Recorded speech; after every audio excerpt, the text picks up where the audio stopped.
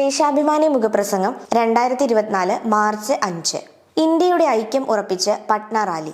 വരാനിരിക്കുന്ന ലോക്സഭാ തെരഞ്ഞെടുപ്പിൽ എന്ത് സംഭവിക്കുമെന്നതിന്റെ ചൂണ്ടുപലകയാണ് ഞായറാഴ്ച ബീഹാറിലെ പട്നയിൽ സംഘടിപ്പിച്ച ജനവിശ്വാസ് റാലി. BJPയുടെയും അവരെ അളവില്ലാതെ പിന്തുണയ്ക്കുന്ന മാധ്യമങ്ങളുടെയും എല്ലാ പ്രവചനങ്ങളും നിഷ്പ്രഭമാക്കുന്നതാണ് പട്ന ഗാന്ധി മൈതാനിയിലേക്ക് ഒഴുകിയെത്തിയ ജനലക്ഷങ്ങൾ. മോദിയെ പുറത്താക്കൂ, രാജ്യത്തെ രക്ഷിക്കൂ എന്ന മുദ്രാവാക്യമാണ് റാലിക്കെത്തിയ 5 ലക്ഷത്തിലധികം വരുന്നവർ ഒന്നിച്ചു വിളിച്ചത്.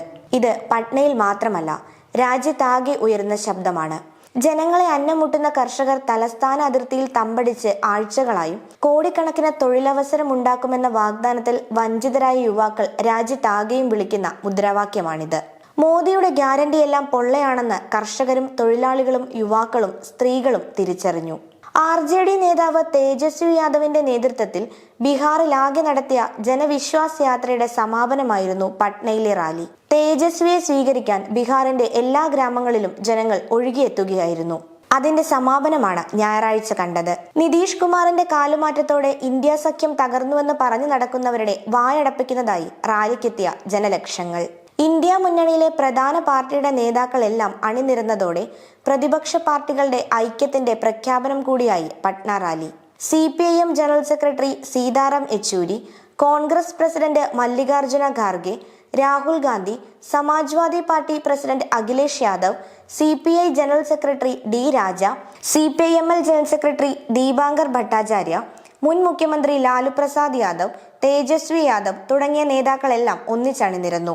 മോദി സർക്കാരിനെ പുറത്താക്കി രാജ്യത്തെ രക്ഷിക്കുകയെന്ന കടമ ഓരോ രാജ്യസ്നേഹിയും ഏറ്റെടുക്കേണ്ട സമയമാണിതെന്ന യെച്ചൂരിയുടെ വാക്കുകൾ ആവേശത്തോടെയാണ് ജനങ്ങൾ സ്വീകരിച്ചത്. വരാൻ പോകുന്ന തെരഞ്ഞെടുപ്പിൽ BJPയുടെ എല്ലാ അവകാശവാദങ്ങളുടെയും പൊള്ളത്തരം കൂടി പൊളിക്കുന്നതായി പട്ന റാലി. വീണ്ടും തങ്ങൾ അധികാരത്തിൽ വരുമെന്നും സീറ്റ് 400 കടക്കുമെന്ന മിഥ്യാധാരണ സൃഷ്ടിക്കാനാണ് BJPയും അവരുടെ മാധ്യമങ്ങളും നിരന്തരം ശ്രമിക്കുന്നത്. എന്നാൽ അവരുടെ അവകാശവാദങ്ങൾ പൊളിച്ച് ഇന്ത്യൻ ജനത പ്രതിപക്ഷ പാർട്ടികളുടെ നേതൃത്വത്തിൽ ഒറ്റക്കെട്ടായി മോദി സർക്കാരിനെതിരെ തിരിയുകയാണെന്ന് റാലി തെളിയിച്ചു. കാലുമാറ്റക്കാരനെ ബീഹാറിന് ഇനി ആവശ്യമില്ലെന്ന ജനങ്ങളുടെ പ്രഖ്യാപനമായിരുന്നു ജനവിശ്വാസ് റാലി. കേരളത്തിൽ 2 അക്കം കടക്കുമെന്ന മോദിയുടെ പ്രഖ്യാപനം പോലെ പൊള്ളയാണ് 400 കടക്കുമെന്ന അവകാശവാദവും. ഉത്തരേന്ത്യൻ സംസ്ഥാനങ്ങളിലാണ് BJP സീറ്റ് വർദ്ധിപ്പിക്കേണ്ടത്. എന്നാൽ അവിടെയെല്ലാം സീറ്റുകൾ ഗണ്യമായി കുറയാൻ പോകുന്നുവെന്നാണ് പ്രതിപക്ഷ ഐക്യം സൂചിപ്പിക്കുന്നത്. BJPക്ക് സീറ്റ് വർദ്ധിപ്പിക്കാനുള്ള സംസ്ഥാനങ്ങളൊന്നും ഇല്ലെന്നതാണ് യാഥാർത്ഥ്യം. UPയിലാണ് ഏറ്റവും കൂടുതൽ സീറ്റുള്ളത്. അവിടെ 80-ൽ 62 ഇപ്പോൾ തന്നെ BJPക്കാണ്.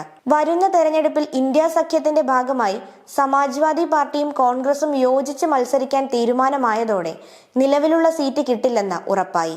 ബീഹാറിൽ 40 സീറ്റിൽ 39ഉം NDAക്കൊപ്പമാണ്. പുതിയ മുന്നേറ്റം അവിടെ BJPയുടെ നില പരുങ്ങലിലാക്കും.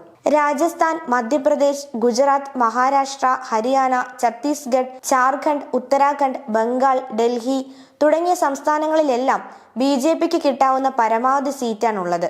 അവിടെയെല്ലാം സീറ്റുകൾ ഗണ്യമായി കുറയുമെന്ന് BJP നേതൃത്വത്തിന് തന്നെ അറിയാം. ഡൽഹി, മഹാരാഷ്ട്ര, തമിഴ്നാട് തുടങ്ങിയ സംസ്ഥാനങ്ങളിലെല്ലാം ഇന്ത്യ മുന്നണി സീറ്റ് ധാരണയായി. അതത് പ്രദേശത്ത് ശക്തമായിട്ടുള്ള പാർട്ടികളുടെ നേതൃത്വത്തിലാണ് മുന്നണി. കോൺഗ്രസ് ഇവിടെയെല്ലാം ജൂനിയർ പങ്കാളി മാത്രമാണ്.